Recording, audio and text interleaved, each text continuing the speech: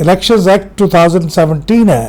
اس کا سیکشن 230 جس کے اندر کیئر ٹیکر گورنمنٹ کے فنکشنز، پاورز اور وہ کیا کر سکتی ہیں اور کیا نہیں کر سکتی اس کو تفصیل سے بیان کیا گیا ہے، تو اس کے اندر ترمیم کرنے کا ایک منصوبہ زیر غور ہے۔ اور ترمیم کیا ہوگی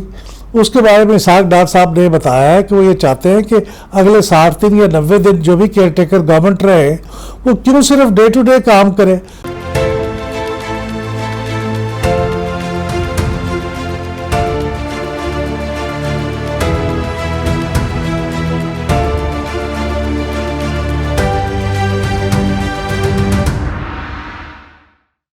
آج جب ہم یہ گفتگو کر رہے ہیں تو موجودہ قومی اسمبلی کی مدت میں صرف 19 دن باقی رہ گئے ہیں، جس کے بعد یہ قومی اسمبلی یا تو ڈیزالو ہو جائے گی یا ہو سکتا ہے کہ اس کی ڈیزولوشن کی ڈیٹ سے پہلے ہی وزیر اعظم اس کو ڈیزالو کر دیں۔ اور یہی کیفیت سندھ اسمبلی اور بلوچستان اسمبلی کے بارے میں ہے۔ ان کی بھی تقریباً کم و بیش یہی مدت باقی رہ گئی ہے۔ ان کی مدت مکمل ہونے کے بعد ڈیزولوشن ہو جائے گی یا ان کے وزرائے اعلیٰ اپنی اپنی اسمبلی کو وقت سے پہلے ڈیزالو کر دیں گے۔ لیکن دونوں صورتوں میں 60 یا 90 دن کے اندر جو الیکشن کی مدت ہے اس کے اندر نگران حکومتیں وجود میں آئیں گی، کیئر ٹیکر گورنمنٹس۔ ایک کیئر ٹیکر گورنمنٹ مرکز میں ہوگی اور پھر دونوں صوبوں کی بھی کیئر ٹیکر گورنمنٹس وجود میں آئیں گی۔ اس سے پہلے آپ کو معلوم ہے پنجاب اور خیبر پختونخوا کی اسمبلیاں چونکہ ڈیزالو ہو چکی ہیں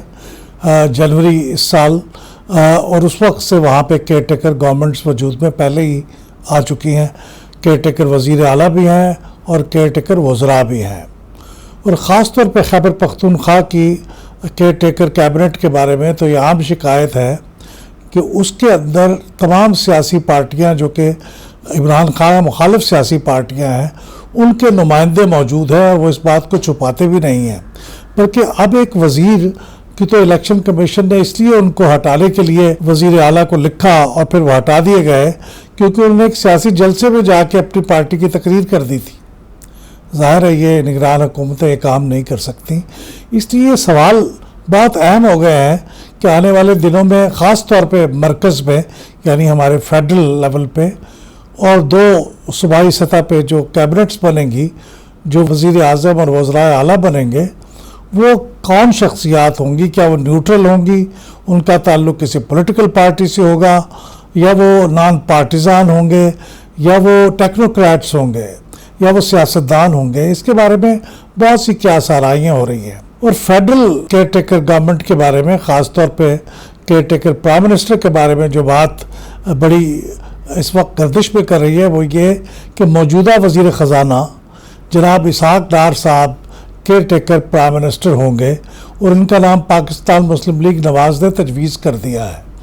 اس کی تصدیق تو نہیں ہو سکی، لیکن جو ٹیلی ویژن کے اوپر اسحاق ڈار صاحب خود بھی آئے ہیں اور پی ایم ایل ایل کے مختلف وزراء بھی آئے ہیں، ان کی گفتگو سے باڈی لینگویج سے اندازہ ہوتا ہے کہ ایسی کوئی تجویز ہے تو صحیح،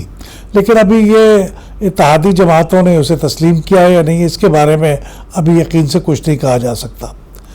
اسحاق ڈار صاحب پاکستان مسلم لیگ نواز کے بہت سینئر ترین لیڈروں میں سے ایک ہیں،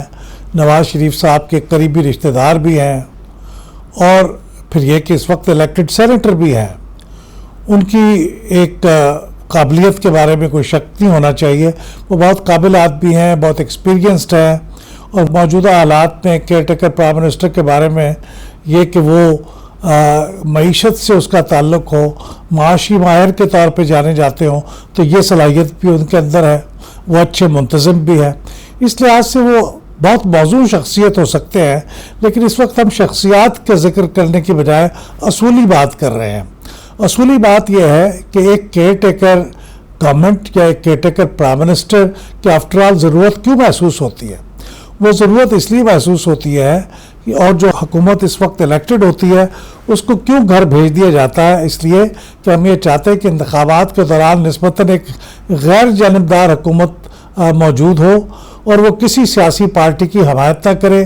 یا اس سیاسی پارٹی کی حمایت کا تاثر بھی پیدا نہ ہو۔ اسی لیے ہم کیئر ٹیکر گورنمنٹ مقرر کرنے کی تکلیف اٹھاتے ہیں. مطلب دنیا کے اکثر ملکوں کے اندر تو کیئر ٹیکر گورنمنٹ کا نظام ختم ہو گیا ہے اور وہی جو الیکٹڈ گورنمنٹ ہوتی ہے وہی اپنے باقی کے عرصے میں الیکشن کے دوران بھی موجود رہتی ہے. ہاں اس کے اختیارات بہت کم کر دیے جاتے ہیں اور الیکشن کمیشن اس کے اوپر بہت گہری نگرانی رکھتا ہے تاکہ وہ کسی سیاسی پارٹی کو کوئی فائدہ نہ پہنچا سکے.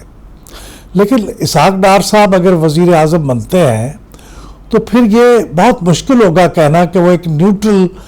Impartial non partisan prime minister ہے, کیونکہ ان کا تعلق پاکستان مسلم لیگ نواز سے ہے. وہ بہت جانے پہچانے رہنما ہیں, اس لیے ان کے بارے میں یہ بات کہنا بڑا مشکل ہے. اگر وہ نہ بھی مداخلت کریں اور نہ بھی اپنی پارٹی کی حمایت کریں تو بھی ایک تاثر پیدا ہوگا کہ یہ جو وزیر اعظم ہے, کیئر ٹیکر وزیر اعظم ہے, یہ اپنی پارٹی کے لیے سافٹ کارنر رکھتے ہوں گے, کہیں نہ کہیں اس کی کوئی حمایت کا پہلو نکال لیں گے. تو اس لیے پھر آنے والے انتخابات کی جو فری ہونا اور اس کا فیئر ہونا وہ ذرا شک میں پڑ جائے گا. پہلے ہی بہت سے سوالات اٹھائے جا رہے ہیں ہمارے آنے والے انتخابات کے بارے میں, تو اس میں ایک ایسی شخصیت کا جو واضح طور پہ ایک سیاسی جماعت سے تعلق رکھتی ہے اور نہ صرف تعلق رکھتی ہے بلکہ اس کے بعد فعال اور ایکٹیو لیڈر ہے, ان کا وزیر اعظم بننا میں سمجھتا ہوں کوئی دانش مندانہ فیصلہ نہیں ہوگا. انتخابات کو مشکوک بنا دے گا اور لوگوں کا اعتماد انتخابات پہ جو پہلے بھی بہت زیادہ نہیں ہے وہ اور بھی کم ہو جائے گا. اس لیے میری دانست میں تو اس فیصلے کے اوپر نظر ثانی کرنی چاہیے اور نسبتاً کوئی ایسی شخصیت کو تلاش کر لینا چاہیے جو زیادہ نان پارٹیزن ہوں,